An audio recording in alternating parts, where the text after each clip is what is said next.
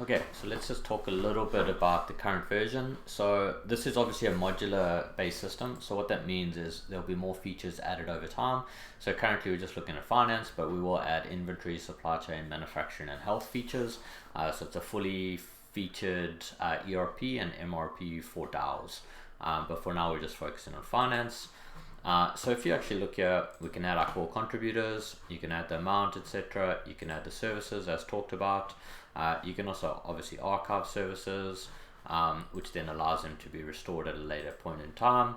Reporting, so eventually this reporting, when this is finished, will allow you to report your financials to your community, so your performance, what you're paying things on, to allow for transparency. And then if we look at suppliers, I've got two suppliers here, Joe Blog and Harry Seldon.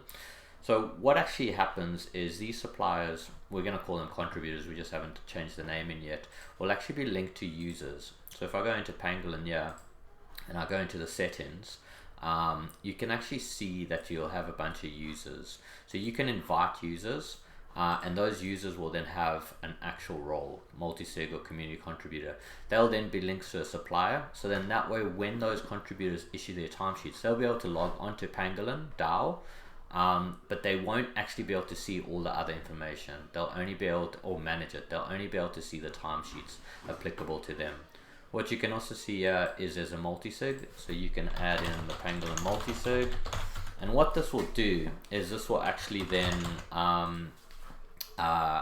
when you run your pay run, it'll submit all of those transactions through to the multi-sig to approve. Okay, so then if we want to look at a timesheet, if you look over here, what will happen is because I'm the owner of this DAO, I can create timesheets on behalf of the contributors. So I can come in here and I can actually choose Harry Seldon or Joe Blog. I can choose the month, the year, the period, and I can choose the service that they perform. So if I go in here, I can say that, okay, Joe Blog worked 40 hours this week. I can finalize that timesheet, save it as a draft or finalize. Okay, cool. So now you can actually see it. This naming needs to change. It should be linked to service, but you can see it groups them by service. So there under the service for test, I've got Joe Blog, but then if you look under development, we've got timesheets for Harry Seldon and Joe Blog.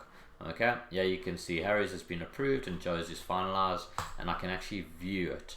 Once it's actually been paid, it'll change this heading to paid and it'll say yes. So once it's been approved by the multi-sig, it'll be transferred, and in the background it'll record where it went, so for full transparency and reporting purposes.